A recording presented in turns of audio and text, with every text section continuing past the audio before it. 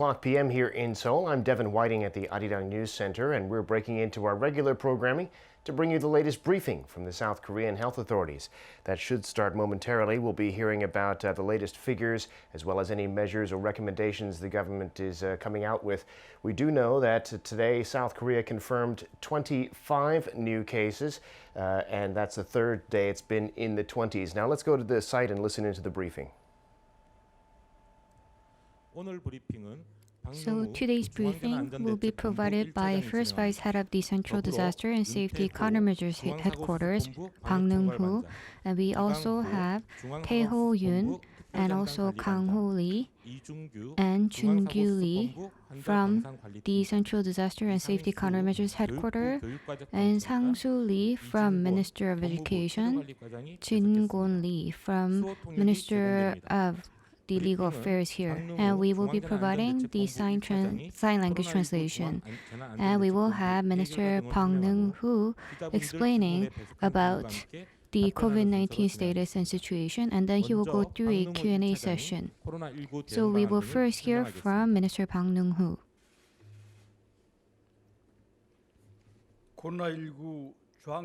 So with regards to COVID-19, I am the First Vice Head of the Central Disaster and Safety Countermeasures Headquarters. As of midnight of May 24th, there were 25 newly confirmed cases, and including the Itaewon club-related cases, there were 17 community spread, and the rest, 8 were from abroad.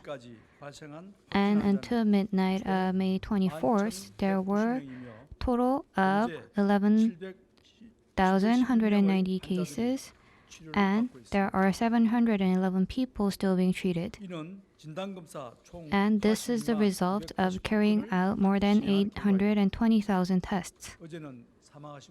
Yesterday, we did not see any case of death. So the government held a meeting under the leadership of the Prime Minister today, and we talked about the countermeasures for newly confirmed cases in metropolitan cities, and also coming up with electronic records using IT technology. So over the past 2 weeks, we assessed the risk level, and we are continuing to do so and making countermeasures for them. And from May 10th to May 23rd, if we look at the period of 2 weeks, after the Itaewon club-related case, we did not see a massive outbreak. However, we are continuously seeing scattered outbreak across the nation. And on a daily average, we have 23 average newly confirmed cases, and this is an increase from 2 weeks before. However, we are continuously maintaining the level to be under 50, which is a level that we can actually control. And for the hospital beds and the treatment facilities, we have enough. We see a continuous spread to the local community, and as so, the amount for unknown causes has increased to 6.8%. And within our control, the number has decreased to 80%. So when we look at such a situation, we are seeing the number of patients increase where it can be controlled by our medical facilities. However, we are seeing a continuous transmission from the Itaewon-related club case. So it is more important for now to find out the connections. So after having the first newly confirmed case related to the Itaewon club, until now we have found 225 cases in total related to this case. And there were 96 related to people who actually visited Itaewon clubs, and there were 129 cases that resulted from these people. So when we compare the number of people, there were more that actually came from those who came into contact rather than those people who actually visited. So in order to control such a situation, we are quickly carrying out contact tracing, and we are carrying out a lot of diagnostic tests as well. However, for the Itaewon club-related case, there were many other facilities related to it as well. So the epidemiology research may not be able to catch up to the speed of transmission, and there is a concern about that. So there was the issue with the Akbari bar in Seoul and also the alarm party. So we have disclosed the information, including the time for these places, through press releases. So for citizens who visited these places in the disclosed time, regardless of whether you have symptoms or not, please make sure to call the 1339 call center or visit the selection centers for screening. If you look at the Itaewon club-related case, we can actually get some learnings from it. It is that for the disease control, depending on what effort we put in, we will be able to see a difference in the speed of transmission and the size of it as well. So at first, we had concerns about religious facilities, medical facilities, and call centers, and we saw that there were new confirmed cases from those. However, with our efforts, we were able to minimize harm. However, we missed out on some facilities in, say, singing rooms and bars, and we saw that the outbreak was spreading very quickly for these. And for these cases, we see that depending on the efforts made by citizens to follow the disease control measures, we can actually contain the further transmission of COVID-19. So we ask our citizens to follow the basic rules on disease control, such as washing hands and following coughing etiquettes, and we ask you to follow it thoroughly. And the government will also make sure to provide support and will make sure to have a detailed monitoring system depending on the types of facilities as well. And as a part of it, we are preparing for electronic records using IT technology.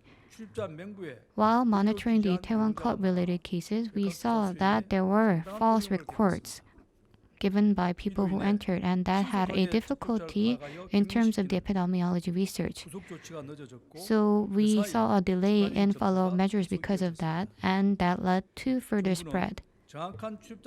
So in order to come up with an accurate record of people that visited and to make sure that we have the right control measures, we have decided to introduce the electronic recording using QR codes. You can look at the details in the press releases. So we will collect encoded information for only the basic identification, and we will be protecting it very solely.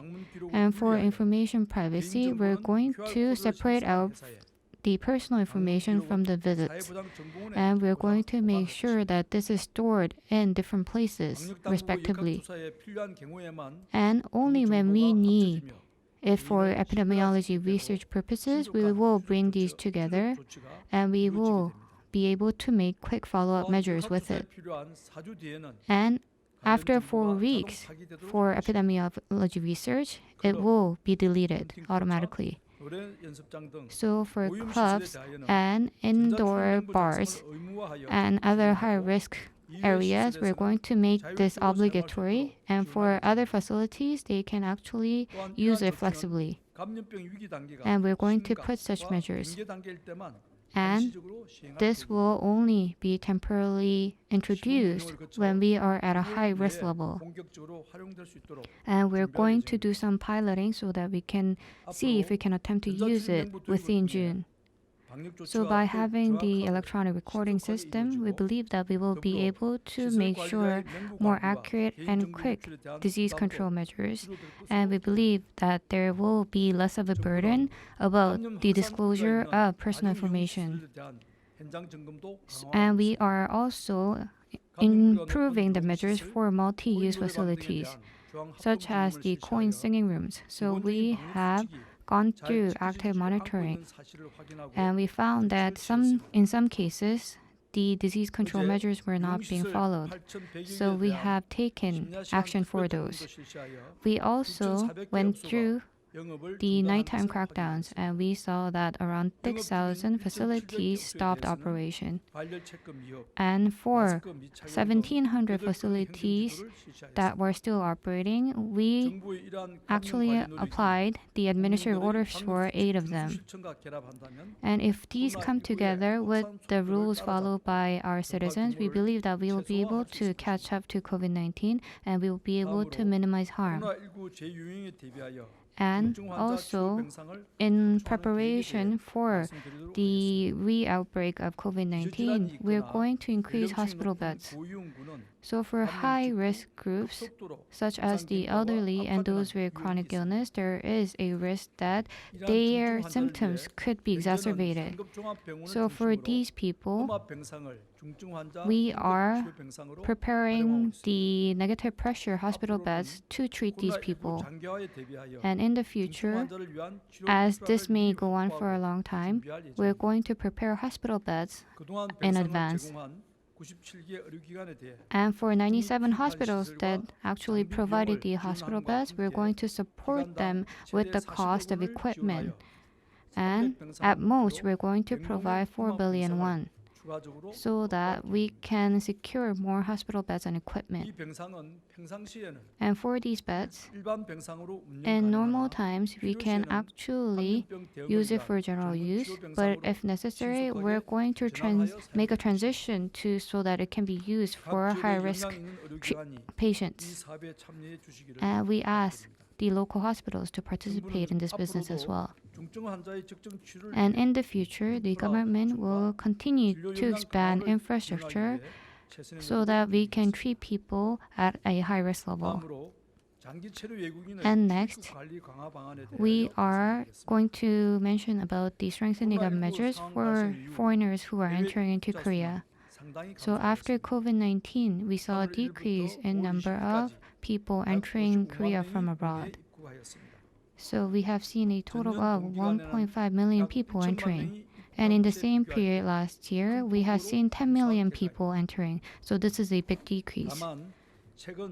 However, recently, there were cases where the foreigners who were long-term residents went outside of Korea and then came back while being infected. So there was a need to improve the measures for these people.